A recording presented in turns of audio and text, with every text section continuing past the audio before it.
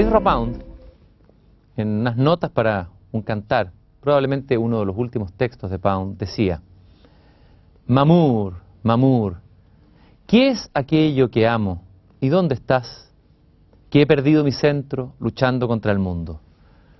Los sueños chocan y caen destrozados, y yo que solo quise construir un paraíso terrestre. He intentado escribir el paraíso. No os mováis. Dejad que el viento cante. Ese es el paraíso. Dejad que los dioses perdonen lo que he hecho y que todos aquellos a quienes amo traten de perdonar lo que he hecho. Siempre este fragmento de la poesía de Ezra Pound me ha conmovido profundamente, como la confesión profunda de un poeta y de un hombre. Un poeta que intentó resumir en un canto lo que fue el infierno de su tiempo, el infierno, el purgatorio y también el paraíso, que es quizás lo más difícil de contar y de cantar. Dante también sabía que esa empresa era difícil. Y para hablar de estos viajes poéticos desmesurados, porque la poesía es desmesura en su origen siempre, para hablar de los intentos a través del lenguaje y de la palabra en nuestro idioma, de cantar tal vez el paraíso, o decir el infierno, o decir el purgatorio, está conmigo Raúl Zurita, poeta, Premio Nacional de Literatura y autor de Purgatorio, Anteparaíso, La Vida Nueva y Los Países Muertos, entre otros. Gracias, Raúl, por estar aquí en Una Belleza Nueva. Encantado, Cristian, gracias a ti, un millón de gracias. ¿Qué es lo que te evoca este fragmento de Ezra Pound? Esta idea, no sé si te identifica o de alguna manera te toca esta idea de he intentado escribir el paraíso. Claro, o sea, creo que es de los textos más conmovedores que se han escrito, o sea, de el viento es el paraíso, o sea, aquello a lo cual las palabras jamás en realidad van a tocar. ¿Sí? Entonces, ese bien que son las palabras, el más peligroso los bienes. Sin embargo, no pueden nombrar la dicha, finalmente. Finalmente, el amor es más grande que la palabra amor. El dolor también es más grande que la palabra dolor. Entonces, dejen que el viento hable, el viento es el paraíso. Eso es una síntesis tan bella, tan conmovedora. Me gustaría que hiciéramos un recorrido por tu obra. Cuando comenzaron a aparecer y ser conocidos tus primeros poemas, se produjo una conmoción en la crítica, entre los lectores, con la aparición de tus textos que de alguna manera colocaban un nuevo escenario en la poesía chilena. Abrían un horizonte nuevo, incluso desconocido hasta ese momento, una posibilidad tal vez en el mismo lenguaje. Y todo parte con un texto, con un libro que es Purgatorio. Anteriormente había sido publicado Áreas Verdes. Me gustaría hablar de cómo nace el libro Purgatorio. Si es intentando vislumbrar el paraíso o es un intento de contar o cantar el infierno. Es el intento de vislumbrar el paraíso.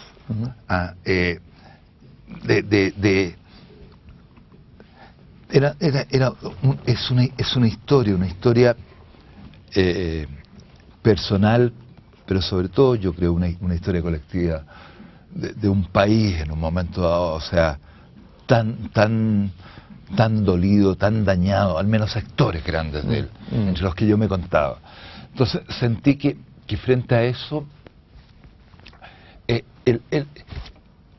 había que dar como una respuesta desde la poesía, que al menos fuese tan intenso como el dolor que estábamos pasando, que estábamos sufriendo. Entonces, Purgatorio, para mí, en la primera edición decía Purgatorio de Raúl Zurita, se marcaba un poco, pero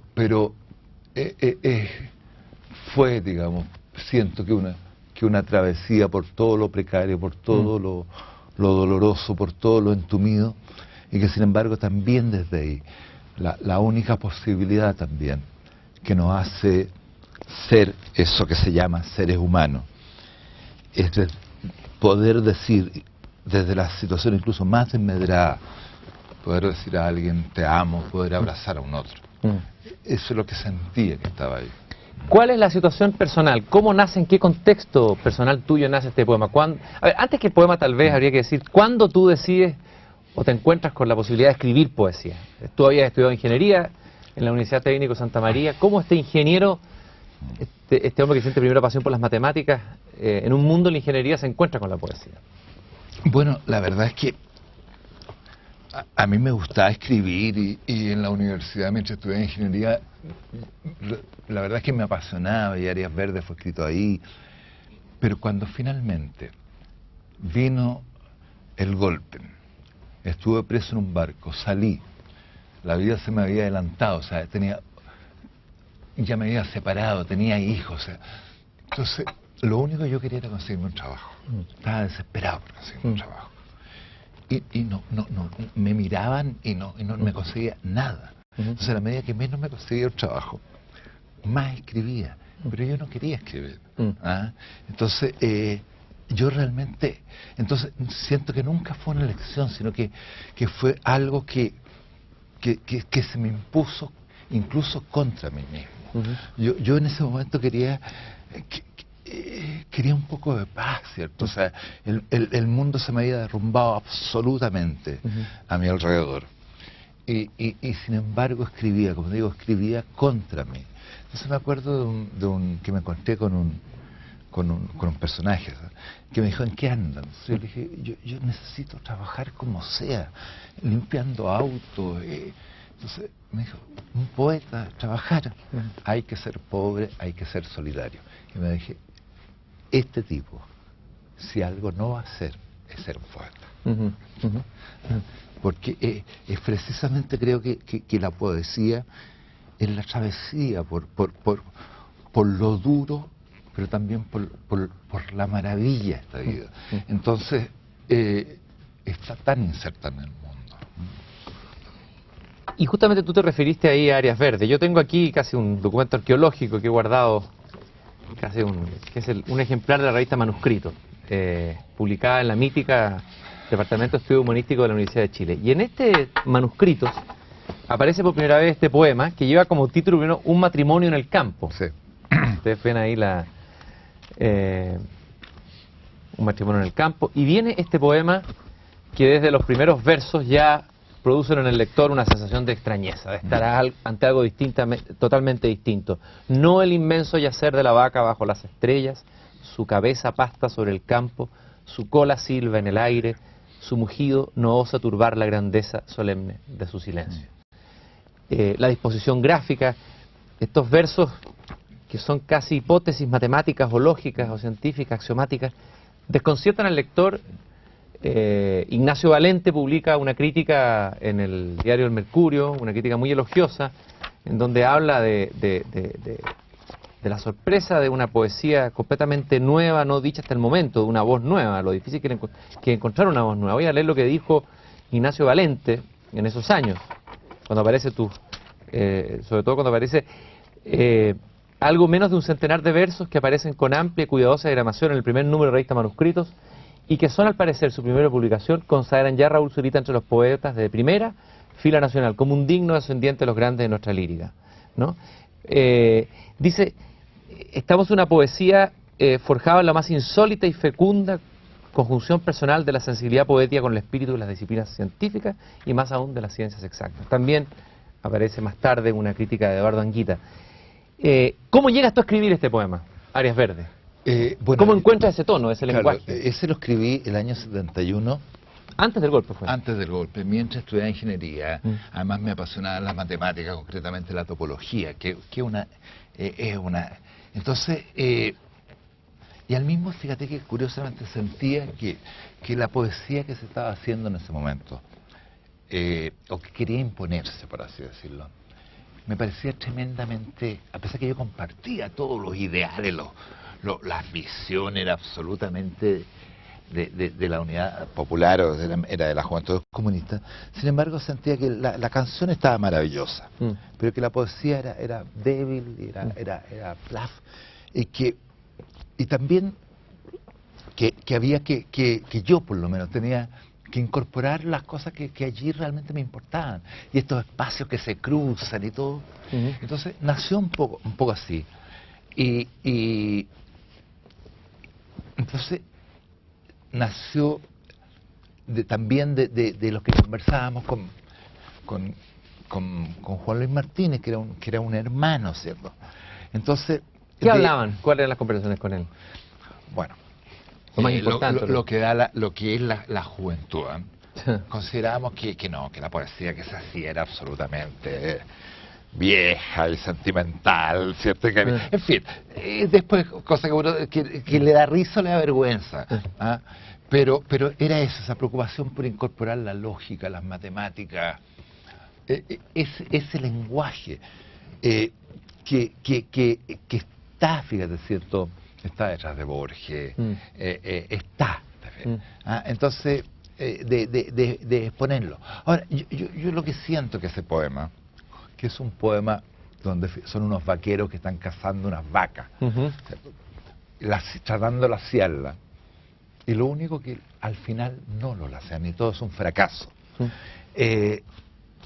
Curiosamente lo sentí después como un poema premonitorio. Y tiene que ver también con un poema que a mí me impresionó mucho, que es La Casa de Schnark, de Lewis Carroll. Que parten a cazar un animal y se pierde, y todo desaparece.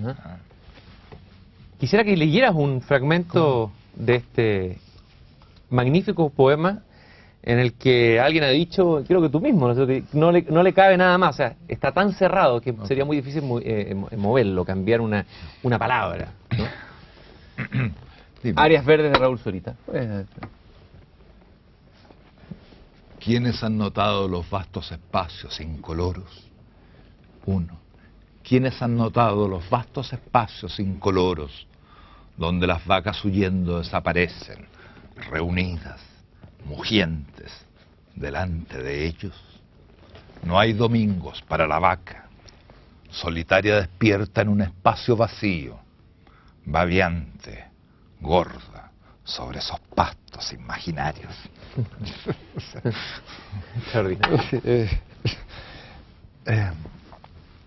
Bueno, Anguita, fíjate que aquí en uno de los artículos recogidos en su libro póstumo, La belleza de pensar, en un artículo que se llama Reconocimiento de Zurita, bueno, se pega un bolón filosófico y dice que de alguna manera dice que Zurita va hacia la supremacía de la subjetividad y la conciencia, convirtiendo sus paisajes progresivamente en un campo de puras ideas. Dicha operación, que es poética y filosófica a la vez, despoja la realidad de sus componentes empíricos, ¿no? Haciendo algo parecido a lo que los fenomenólogos de la corriente de Husserl llaman en griego epoqué, poner el mundo entre paréntesis. Pero finalmente, dice, hay las tres caras, naturaleza, inteligencia y subjetividad. Zurita solo muestra dos, pues quedando un mundo solo bifonte, el yo afectivo pegado a la naturaleza, reducido a su más simple esencia. Bueno, son intentos de la crítica de tratar de entender este nuevo lenguaje que aparece, este cruce entre lo científico y lo poético, ¿no? Claro, es torpe y es divertido ser crítico de los críticos, del crítico, ¿me entiendes? O sea, lo haría tan mal. Solo, cuando apareció esa crítica de Ignacio Valente que tú mencionas, yo, sí, o sea, eso sí, te fijas, en ese momento estaba absolutamente desesperado. Y fue después nunca las he leído mucho, pero en ese momento siento que tal vez decir me salvó la vida, tal vez un poco grandilocuente, pero fue en ese momento importante para mí. Purgatorio, entonces, es, tú dijiste, el vislumbre del paraíso. ¿Se puede vislumbrar el paraíso desde la palabra poética? Si tú decías que al comienzo tal vez la palabra no dice... ¿Qué logras vislumbrar finalmente la poesía?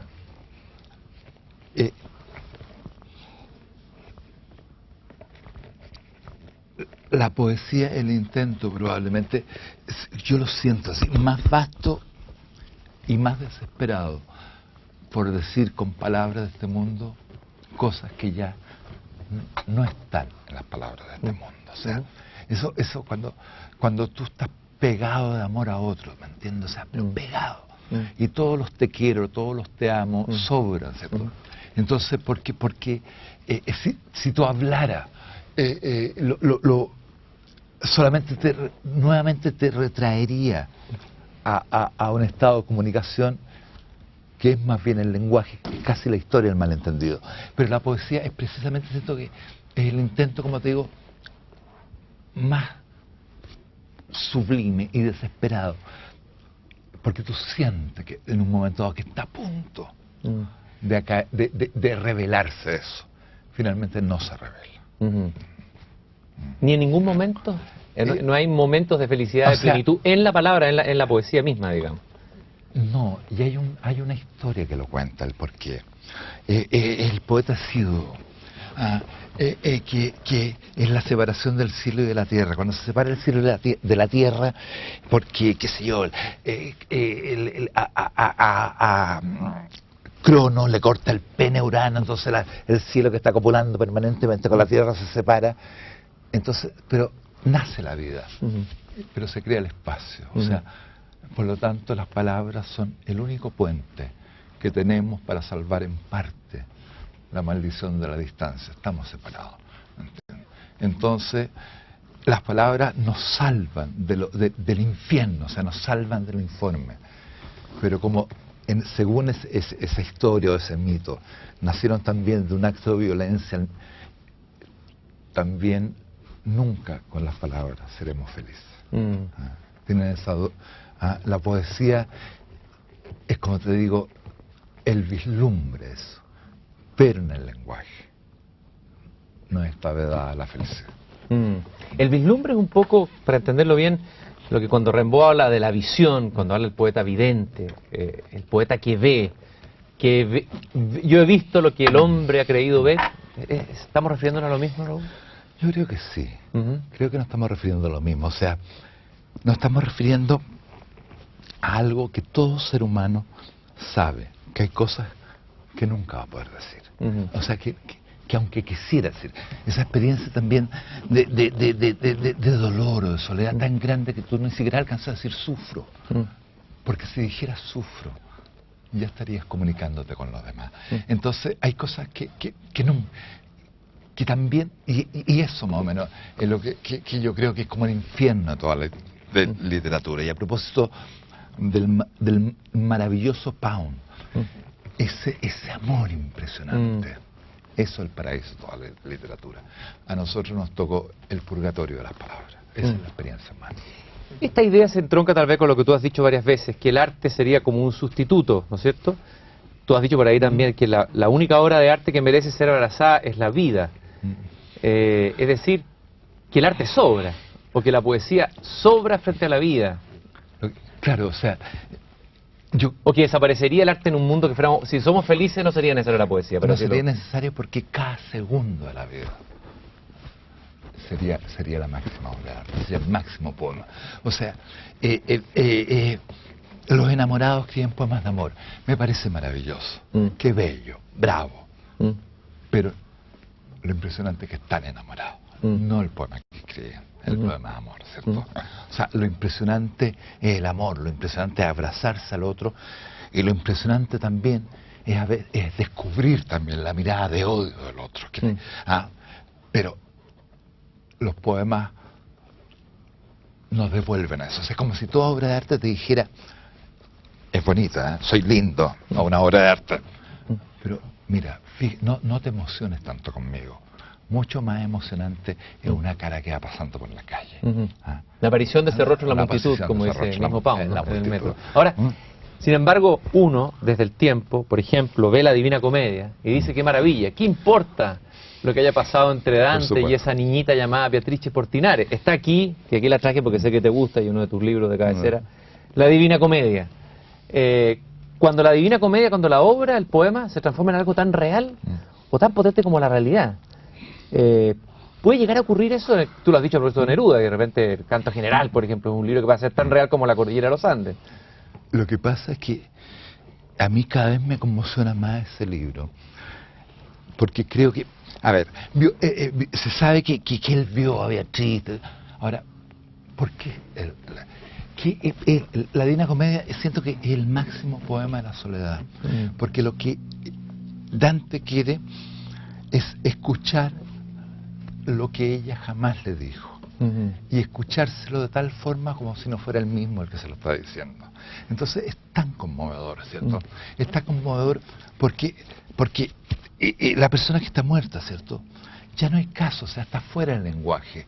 Tú no puedes preguntarle nada, ni tienes derecho, y no te responderá tampoco. Entonces tú escribes para creer que la otra te habla, tratando, y como si no fueras tú mismo. Entonces, es tan duro. Ese poema termina con una visión, y que se adelanta para mí en 500 años, y que es la primera visión donde el máximo poema de la cristiandad es al mismo tiempo el primer gran vislumbre de que si Dios existe, no está en la historia humana, o sea, está fuera. Entonces, pero sobre todo es el poema que se construye como homenaje a una mirada que un ser humano se cruzó con otro. ¿Es cierto que tu abuela italiana te leía fragmentos del infierno de Dante en italiano cuando niño? ¿Cómo fue cómo llegó a tus oídos cuando niño este libro? Claro, mi abuela es una persona profundamente nostálgica, que consideraba que el país al que había llegado, yo creo mucho a Chile, pero ella consideraba que era una miseria, ¿te fijas?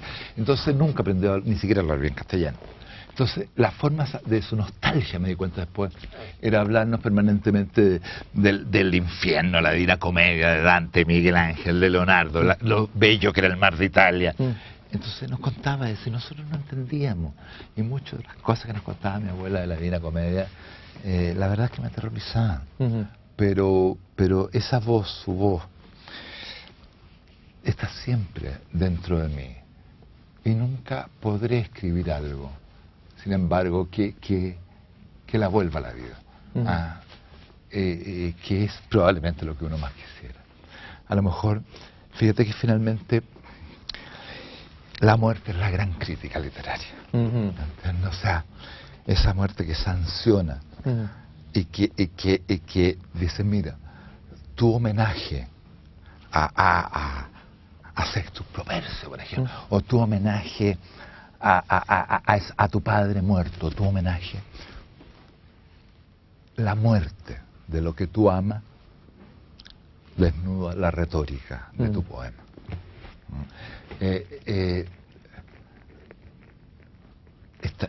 Algo así. ¿Cuál es el fragmento que te apasiona más de este libro, que te emociona más de la Divina Comedia? ¿Qué es lo que tuvieras que quedarte con un fragmento? Son varios. En realidad, uno que me emociona en el comienzo del Purgatorio, cuando dice que renazca la muerta poesía. O sea, volvamos a hablar. ¿Se fijan? Que renazca la muerta, ahora que renazca la muerta poesía. Salimos, vimos esto, ¿cierto? Estos seres me hablan, pero en realidad estos seres condenados no tienen tampoco palabras porque están alejados para siempre de la gracia. Entonces, cuando sale, dice que renazca la muerta poesía. Es maravilloso. Qué hermoso eso. A propósito de grandes de Italia, también te has referido tú a una de tus pasiones de pintura, que es Miguel Ángel. Y has hecho una diferencia que me parece interesante entre una literatura más leonardesca y un arte más michelangelesco, por decirlo así. ¿Por qué Miguel Ángel y no Leonardo? No, o sea, Miguel Ángel y Leonardo. No, desde luego, sí. Siento que Miguel Ángel despierta un rencor que no despierta Leonardo. Creo que Miguel Ángel es el intento más, o sea, lo más fuerte de alguien que se niega a reconocer los límites de lo humano. O sea, efectivamente, el juicio de la Sixtina, esa monumentalidad de sus personajes, lo que son tan tremendos, ¿cierto? Porque quieren que uno no se dé cuenta de que Dios no existe. ¿Ah?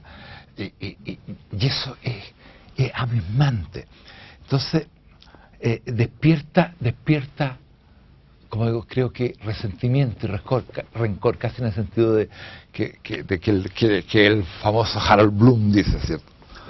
Porque simplemente no es comparable, ¿cierto? Es una dimensión para mí el más grande artista, bueno, digamos de Occidente, porque de qué puede más hablar uno, ¿cierto?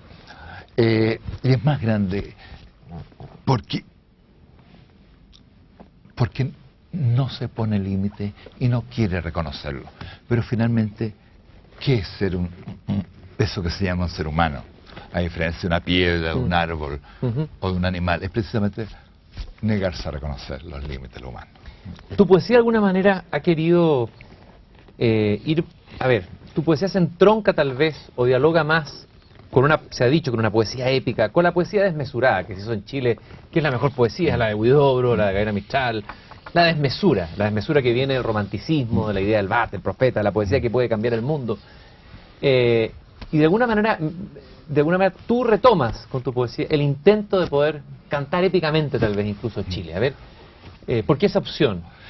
Yo no lo veo tan así. ¿Ya? Porque, claro, o sea, ¿por qué he escrito tanto con los paisajes? No lo sé, yo soy un hombre de ciudad, o sea, yo creo que es tan impresionante ese verso que dice de Rimbaud, de la temporada del infierno, la marcha de los pueblos, el canto de los cielos, esclavos, no maldigamos a la vida, y él se incluye. ¿Ah? Pero eso es tan grande y es tan fuerte como el guiño más leve de la sonrisa de alguien que tú descubriste casi en la ventana del metro que va al lado. O sea, no hago esas diferencias. O sea, creo que en nuestros pobres cuerpos caben las cosas más alucinantes y están las cosas más alucinantes. Entonces, frente a un mundo tan atroz, basta ver los diarios, con experimentos de bombas nucleares, es la respuesta de la antipoesía, me parece una gran respuesta, ¿cierto? O sea, el hombre en una situación normal, el hombre de todos los días, ¿sí? Pero también ese ser arrasado y quebrado también puede imaginar paisajes increíbles, ¿cierto? Puede imaginar territorios alucinantes y va a ser su pequeña y pobre forma de tratar de vencer su desesperación. Algo que entendí yo de tu poema sobre los desiertos es que al final los desiertos somos nosotros. Y quisiera que leyéramos un fragmento de los desiertos, que es la primera vez donde irrumpe claramente uno de los paisajes emblemáticos y arquetípicos de Chile. Y vamos a buscar un fragmento. Por ahí está, Raúl, el desierto de Atacama. ¿Sí? Helo allí, helo allí. Helo allí, suspendido en el aire, el desierto de Atacama, suspendido sobre el cielo de Chile, diluyéndose entre auras, convirtiendo esta vida y la otra en el mismo desierto de Atacama, áurico, perdiéndose en el aire, hasta que finalmente no haya cielo sino desierto de Atacama, y todos veamos entonces nuestras propias pampas, fosforescentes, carajas, encumbrándose por el horizonte. Ay, increíble, no lo leí así. Hermoso. A ver, ¿qué es esta? Porque esta primera aproximación pareciera ser una aproximación, como dicen ahí los críticos, desde la hipótesis, pero sin embargo hay una pasión también. Entonces, hay una aparente contradicción entre esta búsqueda casi científica, depurada, higiénica del paisaje, en que se desaparece el yo, el antiguo yo telúrico de Neruda, pero sin embargo al mismo tiempo hay un sujeto desgarrado de ahí mismo. ¿Cómo se da eso? ¿Qué es lo que hay ahí? Claro, a mí es como es un sujeto un poco desgarrado.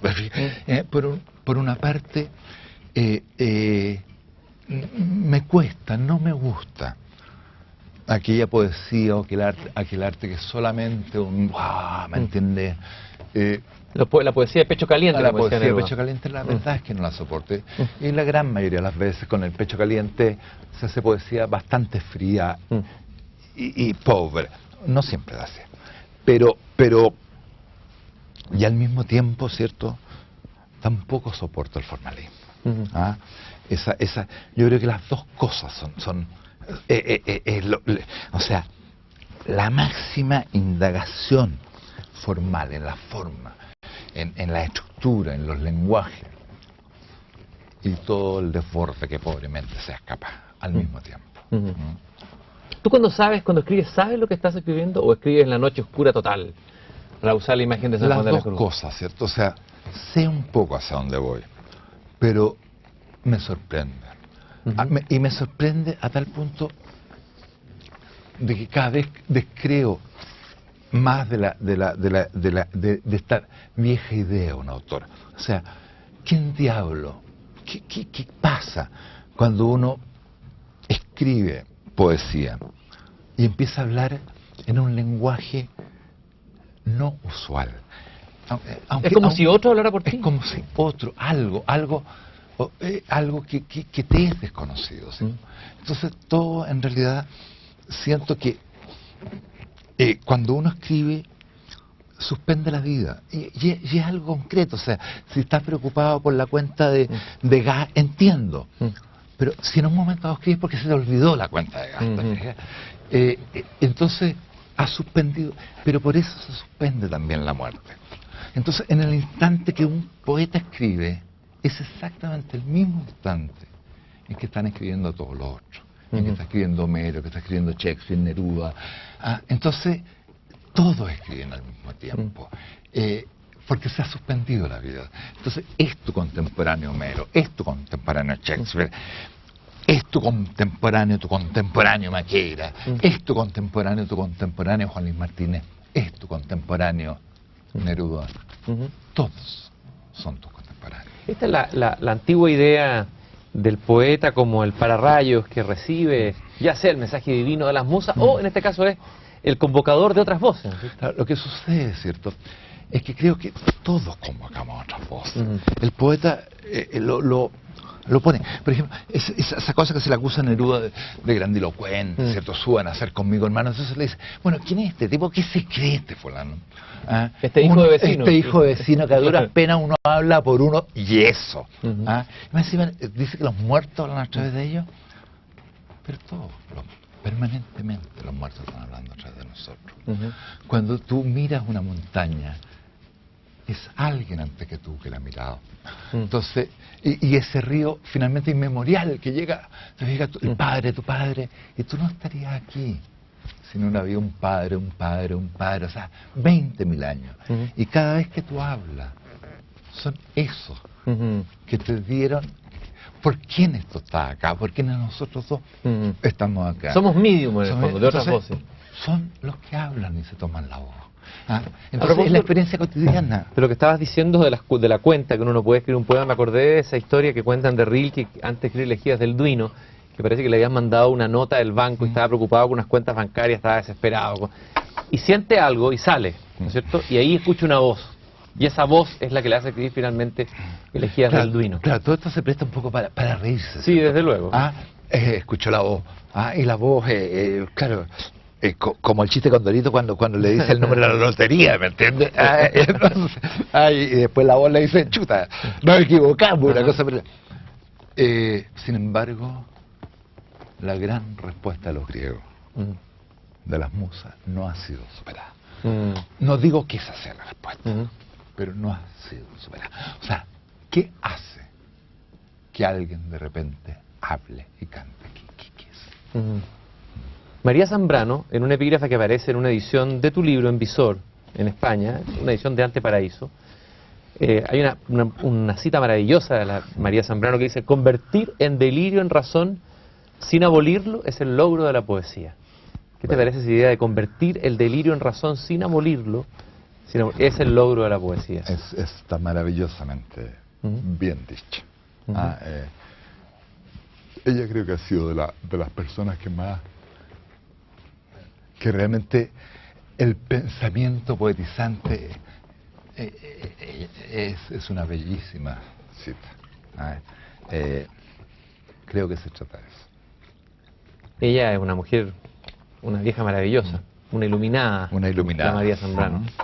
Sí, y escribió este maravilloso libro, Poesía y Filosofía. Y ahí dice, por ahí en ese mismo libro, dice que el poeta, a diferencia del filósofo, no le teme a la nada. Que el filósofo anda detrás de una verdad disponible. En cambio, el poeta no. Es que el poeta, en la poesía, no está el problema de la verdad. Tú puedes leer un poema que dice A y otro que dice Z, totalmente distinto. Y de los dos salir absolutamente arrasado y conmovido. O sea, y esa es las musas, de nuevo. Cuando se aparece este ciego, le dicen, lo insultan. Ahí dice, mira, nosotras podemos decir muchas mentiras con apariencias de verdad. Y también decir la verdad cuando nos plazca. Por lo tanto, anota. Tú nunca sabrás si lo que estás diciendo es verdad o mentira. Pero eso también es la gran maravilla de la poesía. Tú nunca por un poema podrás condenar a que otro se muera. Pero por Dios, cuando Dios dicta, Dios mío, entonces mata, porque estás equivocado. Raúl, tú de alguna manera has intentado también, junto con escribir poesía, sacar la poesía del libro, llevarla a otro soporte, llevarla al desierto, cuando escribes Ni pena ni miedo, que termina la vida nueva, cuando escribes en el cielo, en el anteparaíso, esos poemas, Dios es hambre, Dios es no. ¿Por qué sacar la poesía de la palabra? ¿Qué es lo que hay ahí? ¿Una desconfianza de que la poesía escrita puede decirlo todo y que a lo mejor la poesía necesita otros aires, otros soportes, que la página ya se quedó corta, digamos, para la poesía? Fíjate que no, creo que es más simple. En un momento dado imaginé estos poemas escritos en el cielo, o el poema sobre el desierto.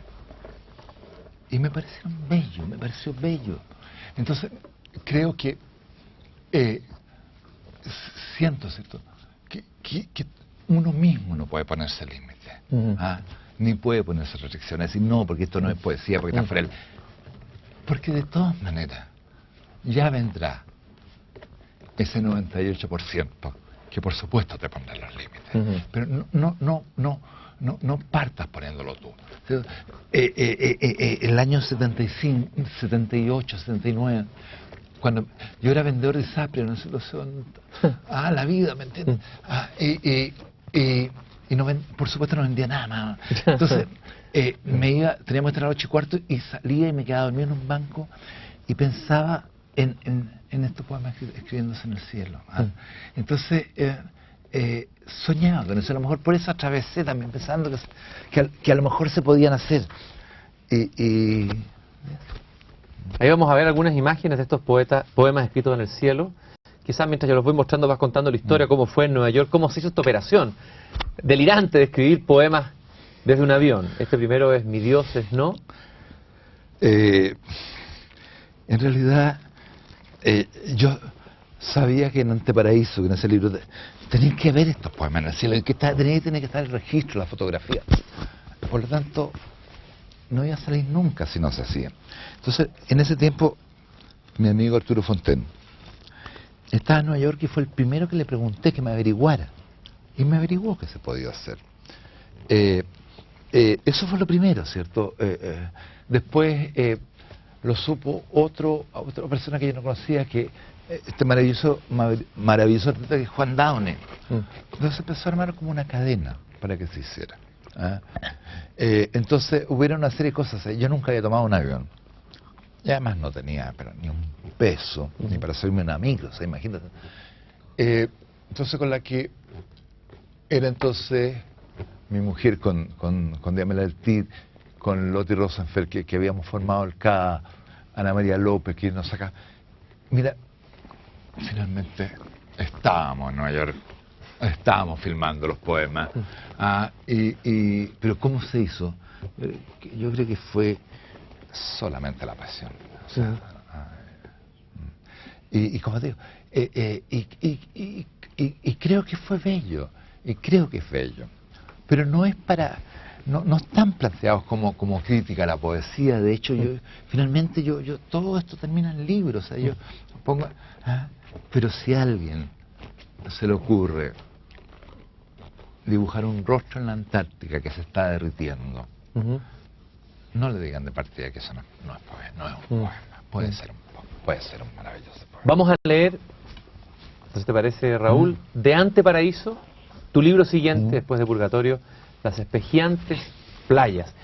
Purgatorio, tú dijiste que era el vislumbre del paraíso, o sea, el Purgatorio es, si uno tuviera que jugar con la Divina Comedia, ¿cuál es el juego, el cruce que tú hiciste? El Purgatorio sería el infierno, el Anteparaíso es Purgatorio, o los dos y la vida nueva. ¿Cómo, Claro, cómo se arma ese? Yo lo veo que Purgatorio, siento que una experiencia bastante más centrada en tu dolor, en tu quiebre, y que Anteparaíso es más la experiencia de lo colectivo. Eso son las interpretaciones que uno puede dar, y que son siempre tan relativas. Pero siento que es eso, o sea, que el vislumbre, pero ya desde un nosotros. Vamos a leer entonces Las espejiantes playas.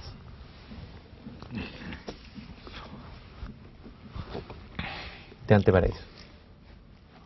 Las playas de Chile no fueron más que un apodo para las innombradas playas de Chile. Chile entero no fue más que un apodo frente a las costas que entonces se llamaron playas innombradas de la patria. Bautizados, hasta los sin nombres se hicieron allí un santoral sobre estas playas, que recién entonces pudieron ser las innombradas costas que miraban, en que Chile no fue el nombre de las playas de Chile, sino unos apodos mojando esas riberas, para que incluso los roqueríos fueran el bautizo gritándoles los nombres de todos sus hijos. Nuestros hijos fueron entonces un apodo rompiéndose en los roqueríos, bautizados. Ellos mismos fueron los santorales de estas costas. Todos los sin nombres fueron así, los amorosos hijos de esta patria, en que los hijos de Chile no fueron los amorosos hijos de Chile, sino un santoral revivido entre los roqueríos, para que nombrados ellos mismos fuesen allí el Padre que clamaban gritando, porque nosotros fuimos el Padre que Chile llamó en los roqueríos. Chile fue allí el amor por el que lloraron en sus gritos, y entonces Chile entero fue el sueño que nombraron en la playa, aurado, esplendente, por todos estos vientos gritándoles, la bautizada bendita que soñaron. Qué hermoso. Raúl, la sensación que uno tiene con este poema es volver a sentir extrañeza ante un paisaje que uno ha visto, ya se ha convertido en fotografía, o turísticamente, o porque lo ha recorrido, o porque lo ha leído en Neruda. Pero tú de alguna manera dices, haces con el poema lo que ahí dice, las innombradas playas, es como que hay que volver a colocar un nombre nuevo, volver a nombrar de otra manera un paisaje. Hay un intento, no sé, o una manera, colocarse con una extrañeza nueva frente a Chile, verlo desde otro lado, a ver, ¿qué pasó ahí? Mira, como te digo, yo no soy un hombre de paisaje, o sea, he vivido en ciudad, estuve en Valparaíso 7 años mirando el mar, pero de pronto digo, ¿por qué todavía hoy, cierto, en internet, los tipos miran una puesta de sol, y tú ves la playa, jóvenes, mira, y el chico más carretero, si lo llevan de viaje a estudio al desierto de Atacama, algo le pasa, porque creo que los paisajes en el fondo son grandes telas en blanco que vamos llevando con nuestras propias pasiones, o sea, la pasión de vivir, la que inventa las rompientes también, o cuando tú ves una rompiente, ves la rompiente y ves tu alma también. Cuando ves el desierto, pero ves todo tu eriazo. Creo que no, esa línea que entre la experiencia y lo que está allá, no es una línea, es un aura, ¿me entiendes? O sea, ¿dónde estás tú? ¿Y dónde empiezan las playas? O sea, las montañas somos nosotros, también cuando es nuestra alma. Es nuestra alma también, o sea, allí están. Y se pueden mover. Pueden salir marchando. En Anteparaíso empieza a sentirse una voz que ya empieza a cantar. Ya no es solamente la voz que escribe, la voz que al comienzo nos sorprendía con esta especie de lenguaje hipotético, científico, axiomático, una voz que canta y que termina cantando algunos poemas. El fragmento pastoral ya es un canto, ¿no? ¿Se puede cantar todavía hoy después de la crisis del lenguaje? Hay algunos que ponen en duda eso. Está más de moda la poesía minimalista, centrada en sí misma. ¿Qué significa cantar hoy de nuevo? Bueno, Nicanor Parra, con su genialidad, dijo que los poetas habían bajado del Olimpo. Me parece fantástico. Siento que ya se tomaron sus buenas vacaciones. Al Olimpo nuevo. Al Olimpo nuevo. Con los dioses, con un baño de divinidad. A reencantar este mundo que se hace pedazos. No para mentir, ¿cierto? Sino porque esa experiencia también que une los archipiélagos, las costas, los mares, es finalmente la experiencia humana. Ese ser, como te digo, roto, quebrado, pero que desde allí precisamente puede todavía oír el canto de las estrellas, como decía Rimbaud. Rimbaud, el más desesperado, en la temporada en el infierno, y de pronto escucha, o sea, la marcha de los pueblos, el canto de los cielos. Esclavos, no maldigamos a la vida. O sea, al canto, a lo demencial del canto. El mismo Rimbaud, perdón Raúl, aquí te lo había traído para leerlo este fragmento y comentarlo contigo en Temporada en el Infierno, dice: ya es la víspera y a la aurora armado una ardiente paciencia entraremos en las espléndidas ciudades. Entonces, digo, no soporto, pero el optimismo gratuito, el canto vacuo, el que canta de puro cantor, eso hace gran parte de la poesía nerudiana final, que no te sea atractiva, a pesar que siempre es Neruda, en fin.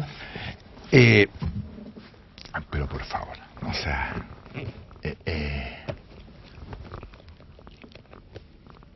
los grandes poemas. Es Altura de Machu Picchu. Y Altura de Machu Picchu es canto. Es canto. Y es tan gran poema como El hombre imaginario de Parra. ¿Te fijas? Pero, ojo con el resentimiento. ¿Te fijas? O sea,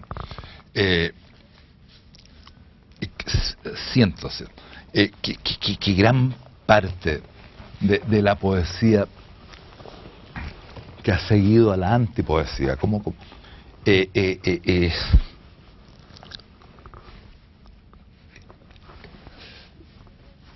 precisamente un poco la poesía del resentimiento. Porque no es Nicanor. Y tú lees un Nicanor, y Nicanor es finalmente un poeta trágico. ¿Te interesa la tragedia como género? La tragedia en el mundo griego, por ejemplo, porque hay algo de trágico, de coral en tu poesía también. Es que yo la otra vez leía Esquilo y es de una majestuosidad. Entonces ahí, precisamente por Esquilo, o sea, bajaron del Olimpo, ya, para allá de nuevo, que aparezcan los Esquilos, los Sófocles, como digo, para decir ordinariez, decirlo, ocupar el lenguaje en sus grandes y en sus horribles palabras, ¿cierto? O sea, es el lenguaje que usamos, pero que cante, o sea, que cante. Ahora, Raúl, ahí uno empieza a tener quizás una contradicción. Bueno, vamos a tener que inevitablemente referirnos a un libro que nos divide un poco, pero eso no significa, tú sabes, yo soy un gran admirador de tu poesía, siempre lo he dicho, tú eres uno de los grandes poetas. Para mí, hispanoamericano, no es un elogio dicho aquí en cámara, sino que es verdad, si no, no lo diría. Pero tenemos una diferencia, y tal vez yo no entiendo, no he entendido, y tú me lo hiciste ver en una carta en el diario, el poema Países Muertos, y menos a la luz de lo que me acabas de decir. ¿Qué significa este libro, donde hay diatriba, donde hay rencor, Claro. donde hay, aparentemente, por eso quiero que tú, el poeta, me lo explique, aparentemente resentimiento con lo que acabamos de decir? Correcto. ¿Por qué? A ver, ¿qué significan los Países Muertos en el camino de tu obra? Quiero que me lo puedas explicar lo mejor posible. A ver, claro, una es una pequeña parte de un cruce que yo llamaría un cruce por el infierno, Ajá. en el que estoy. Ahora, yo, ¿te fijas? Necesitaba también, o sea, de nuevo está Parra. Ujú. Parra, que dice en un poema, y el viejo vaca se murió de pena. Ujú, Ah, ujú. y que yo necesitaba también la fuerza del insulto, o sea, Mm. esa energía de la jerga, o sea, porque todos esos párrafos con... entonces, ¿verdad que eso es de un localismo? Ujú. ¿Ah? Exacerbado. O sea, exacerbado, o sea, entonces, la antipoesía Parra siempre está ahí, ¿cierto? Ujú. O sea, describimos un paisaje en que el mar se abre, también, pero, fija, pero la poesía, la antipoesía, también que se lleva a un extremo, ¿ah? A un extremo, o sea, Es como ganarle la batalla, usar sus mismas armas, digamos. Es como usar las mismas armas claro, para... eso significaría, ¿cierto? Si los poetas pelearan entre sí. Creo que no, no. Pero sentía que No, en términos de lenguaje, digamos. claro, sentía que lo de Parra, lo digo por favor, sin ni... No está claro. También podía llevarse más todavía. También uno podía decir, viejo conche tu madre, ¿me entiendes? O sea, y darse cuenta que eso también es finalmente el modo como tú te estás hiriendo, como todo lo que, como tú te insultas también a ti mismo. Entonces, en el fondo es un paso a través del infierno, es como claro, un nuevo descenso al y infierno. sentí que como habían zonas de la antipoesía que todavía podían ser extremadas, o sea, que tú efectivamente podías hablar en la jerga, con sus garabatos, con sus palabrotas, con sus giros. Entonces, y ahí, claro, suena divertido porque ampararse en un tipo como Dante de una pretenciosidad infinita, ¿te fijas? Pero cuando el tipo dice la putana Italia, o sea, la puta Italia, sierva, y créeme. El título es muy sugestivo y muy potente, Los Países Muertos. De alguna manera tú sientes que este país que tú le has cantado en el pastoral, que le has cantado en el Anteparaíso, ¿está muerto? Siento que estamos atravesando por una experiencia que es muy parecida a la experiencia de la muerte. Yo soy bastante crítico, o sea, tal como en un momento dado me entusiasmó profundamente la salida de Chile, siento que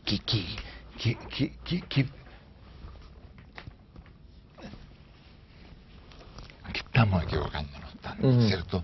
Estamos perdiendo lo importante. Algún día las tarjetas de crédito, todas estas cosas, los bancos, las acciones, la fusión de Nestlé con... nos daremos cuenta que lo único que realmente importaba era tener esa dignidad básica de poder abrazar a otro o mirar a otro. La poesía es tal vez la manera de pararse frente a este mundo, llamémoslo que tú lo has descrito como el mundo técnico, el mundo, así lo entendí yo, un mundo técnico que arrasa, ¿no es cierto? ¿Es la poesía colocarse en la vulnerabilidad, en la fragilidad frente al mundo de la técnica? Yo creo que los poetas hoy son seres, ¿cierto?, que cargan con sus poemas muertos y que llegan de distintos lugares, desde Libia, el poeta Doni, el poeta Maqueira, un poeta de Arequipa, un poeta antillano, o algo. Y todos van cargando con sus bultos muertos. Y los dejan allí, hermano. Y se cruzan. Y pensando, ¿cierto?, que en un mar que estará o no estará, que podrá o no podrá llevarlo a otra orilla, donde otros seres que podrán estar o podrán no estar, puedan decir que renazca la muerta poesía. Entonces, nosotros vamos cargando con esos bultos muertos, ¿cierto? Y los novelistas más célebres, con más luminaria, nuestra experiencia no es muy distinta. Estos son estos pobres cuerpos que cargamos encima de nosotros, nuestros poemas. Si me imaginé una escena, me imaginé Caronte con la mitología, llevando a los poetas a través del río, en este cruce, cada uno con su, en vez de con su cuerpo, con su poema muerto. ¿Qué poema te gustaría de tus poemas llevar en esa barca y cantar ahí, junto a todos los poetas del mundo, que te van a estar escuchando y conversando contigo, de todos tus poemas, con el que me gustaría cerrar este programa? Claro, no sería uno mío. Pero uno tuyo. Uno mío, uno mío. Te van a pedir uno tuyo. Sí, hay uno de ahí. ¿De aquí? Sí.